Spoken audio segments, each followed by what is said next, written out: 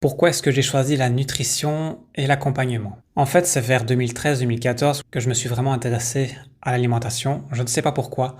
J'avais cet appel intérieur qui me disait, voilà, tu es maintenant seul dans ton appartement, face à ta cuisine. Je me demandais, est-ce que je vais répéter les habitudes alimentaires de mes parents? Alors que je savais au fond de moi qu'il y avait des choses à corriger, mais c'était compliqué dans ce cadre-là. Alors rapidement, je me suis dit, non, je vais changer. Je vais essayer de comprendre pourquoi il faudrait manger tel ou tel aliment.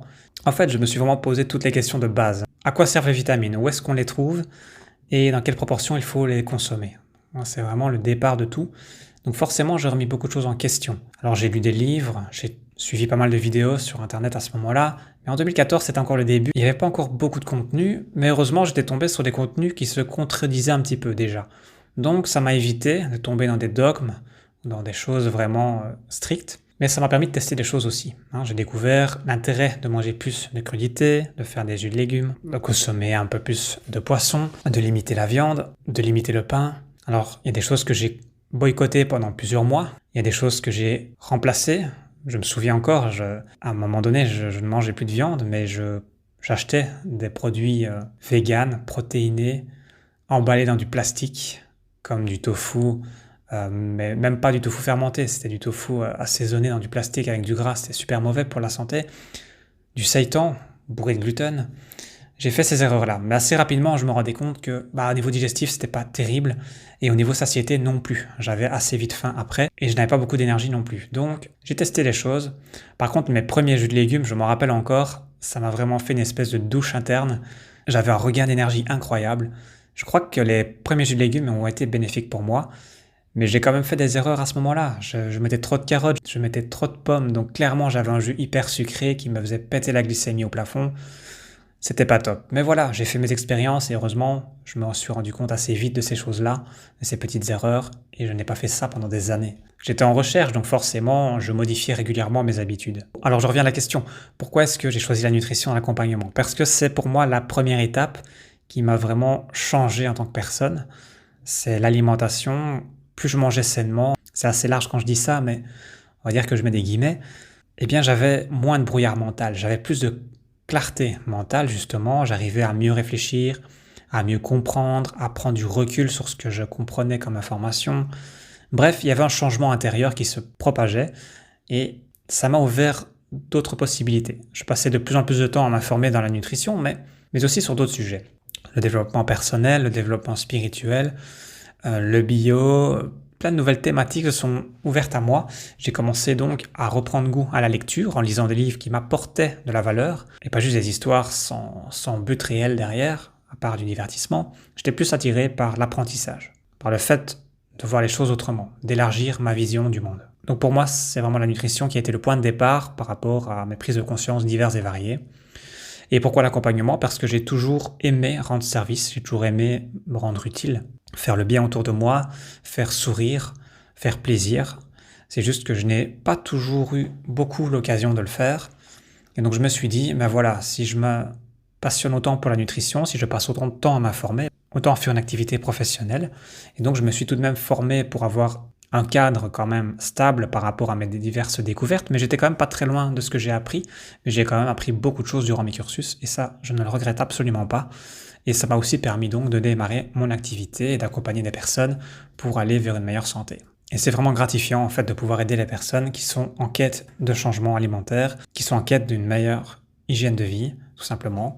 Parce que parfois, en changeant 2-3 petites habitudes, déjà on peut avoir un bel impact sur le quotidien et donc sur la vie de la personne. Qu'est-ce qui me passionne dans ce métier? Eh bien justement, c'est ça, c'est le fait de pouvoir transmettre ce que j'ai appris. Et parfois c'est frustrant de ne pas pouvoir délivrer tout ce que l'on a en stock, parce que certaines personnes n'ont pas besoin en fait de toutes les informations, bien sûr. Mais il y a aussi des personnes que j'aimerais revoir plus souvent, parce que je sais que j'ai encore des choses à leur raconter, à leur partager, à leur délivrer. Certaines personnes ne ressentent pas le besoin de revenir plusieurs fois pour des consultations et je peux le comprendre. Donc ça c'est un petit peu la partie un peu frustrante, mais globalement, ce qui me passionne c'est vraiment ça, c'est de pouvoir transmettre et de voir cette transmission en application et voir le bien que ça peut porter auprès de ces personnes qui appliquent ce que je leur propose. Autre élément qui me passionne dans ce métier, c'est que j'ai rencontré des personnes super intéressantes, super passionnantes, et ça continue aujourd'hui. J'ai découvert des marques de laboratoire de compléments fiables, parce qu'il faut avouer que dans ce milieu-là, c'est assez difficile de s'y retrouver. Mais grâce à mon cursus, j'ai appris à discerner les bons compléments des moins bons, parce que les 3/4 sur le marché sont à éviter, car mal dosés, mal associés, avec des excipients, etc. Donc clairement, c'est passionnant, et de plus, ça me permet aussi de me maintenir à jour, parce qu'il y a régulièrement des webinaires qui sont organisés par ces différents labos notamment, en faisant intervenir des professionnels qui ne sont pas forcément liés à ce laboratoire. Donc ce n'est pas forcément uniquement pour vendre des produits, c'est aussi pour comprendre la biologie du corps humain et avoir des mises à jour sur les nouvelles études scientifiques. Quel a été l'un de mes plus grands défis? Je dirais, il y en a eu plusieurs. Le premier, c'était de me lancer dans mon activité parce que j'ai toujours été employé et je le suis encore. Entamer une activité d'indépendant, c'est quand même quelque chose d'assez nouveau, d'assez innovant pour moi qui suis plutôt introverti et qui aime plutôt travailler en arrière-plan, dans l'ombre et en retrait. Mais voilà, je me suis dit que c'était l'occasion aussi de sortir un peu de ma zone de confort et voir jusqu'où je pouvais aller à ce niveau-là. Ça, c'est une chose. Un autre défi, je pourrais dire que c'est d'essayer de cibler un peu plus mon approche, c'est-à-dire de ne pas forcément m'adresser à tout le monde, mais d'essayer de m'adresser à un certain type de personnes avec un message plus clair. Clairement dire qui je peux aider, comment et pourquoi. Alors, je suis encore un peu en travail à ce niveau-là, mais pour le moment, je dirais que je me dirige plutôt vers les personnes qui veulent optimiser leur énergie physique et cérébrale tout en favorisant la longévité. Car pour moi, le plus important et ce que je peux proposer principalement, c'est de jouer sur la prévention santé, mais de manière durable. À quoi ressemble une journée type pour moi? Donc je me réveille, j'essaie de bouger un peu mon corps pour remettre un peu en circulation le sang, la lymphe, dérouiller un petit peu ce qui doit l'être, parce qu'à 37 ans, on en ressent le besoin. Ensuite, je racle ma langue, je fais ça tous les matins depuis plusieurs années maintenant, pour retirer ce qui a été accumulé sur la langue durant la nuit. Si je pense à prendre le temps, je médite un petit peu pour faire le vide, prendre du recul et avoir une journée beaucoup moins stressante. Le petit bonus pour moi, ce serait de lire quelques pages de livres inspirants pour bien démarrer la journée, mais je ne prends pas toujours le temps de le faire. Ensuite, je me fais un petit déjeuner, protéiné, pauvre en glucides, mais qui en contient quand même.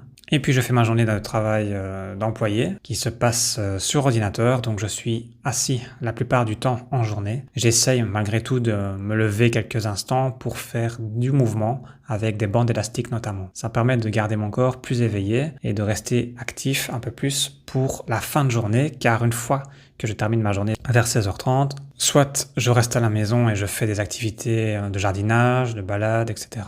Bref, je casse ma journée, je fais quelque chose de physique, ou soit je vais à ma séance de CrossFit, parce que je n'y vais pas tous les jours non plus. Actuellement, je suis plutôt sur 3 séances d'1 heure par semaine. Ça dépend des moments, ça dépend de mon énergie, ça dépend de plein de choses, mais la moyenne c'est 3 fois par semaine. Ce que j'aime avec le CrossFit, c'est qu'il y a une partie d'échauffement, une partie de renforcement et une dernière partie plus intensive. Et chaque jour est différent, chaque séance est différente, ce qui permet vraiment de stimuler notamment la partie neurologique, mais aussi le cardio, la force, l'équilibre, l'endurance. Bon, ça travaille vraiment tous les aspects et en plus ça permet de passer un bon moment en collectivité. Ensuite, je rentre du sport, je me douche, je me fais une boisson protéinée et glucidique pour ramener ce qui doit l'être. Au niveau des repas, donc j'ai le petit déjeuner globalement protéiné, gras et pauvre en glucides le matin.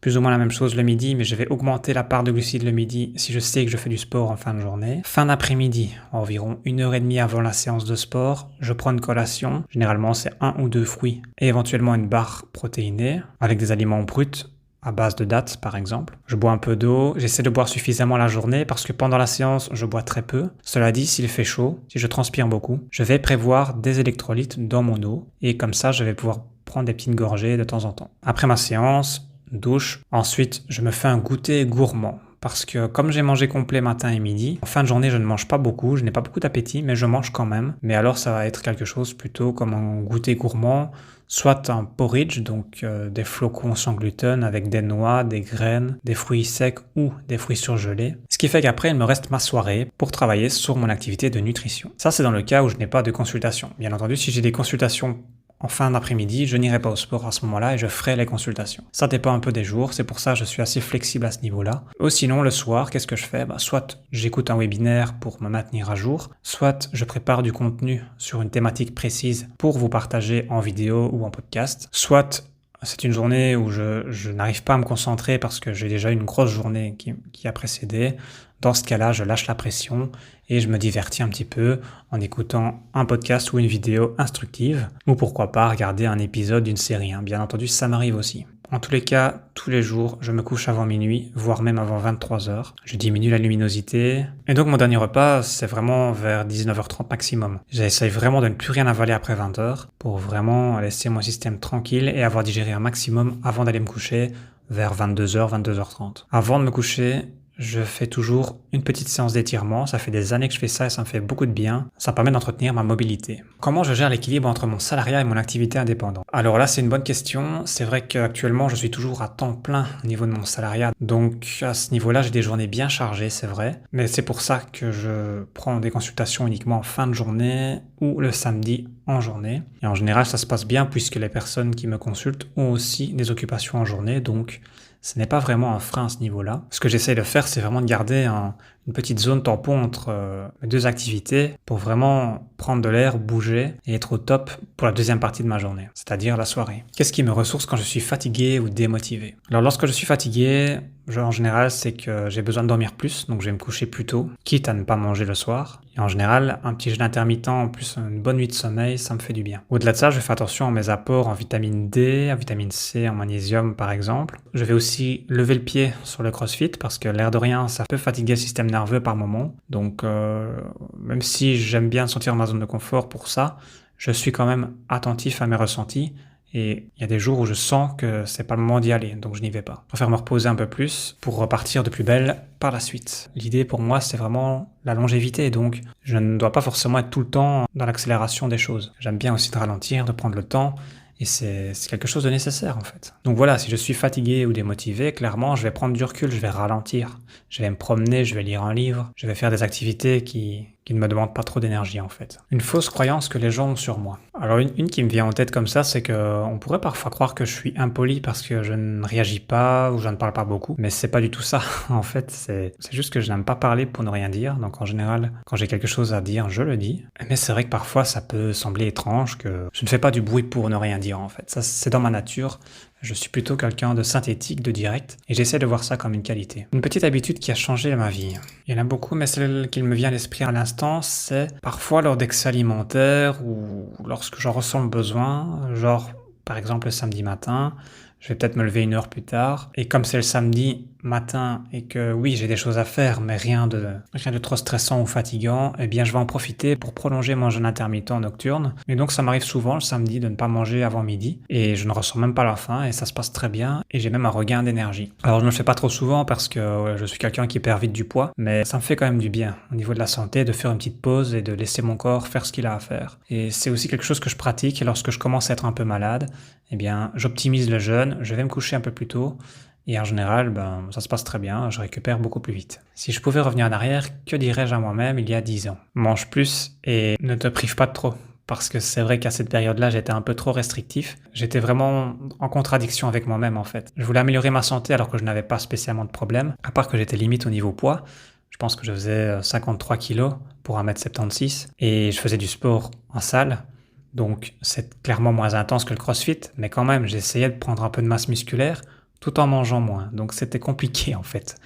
Et c'est comme si je le savais et à la fois je ne le savais pas. Parce que vouloir prendre de la masse musculaire, en général, ça nous fait manger de manière non physiologique et on sort un petit peu du cadre santé. Au niveau prévention, j'ai longtemps été divisé entre ces deux parties de moi, alors qu'il est tout à fait possible, en fait, de manger sainement et de prendre de la masse musculaire, tant que l'on reste dans les capacités physiologiques de son corps. Clairement, moi je ne souhaite pas devenir une montagne de muscles qui ne sait pas bouger ou qui ne sait pas courir, c'est pas du tout mon objectif.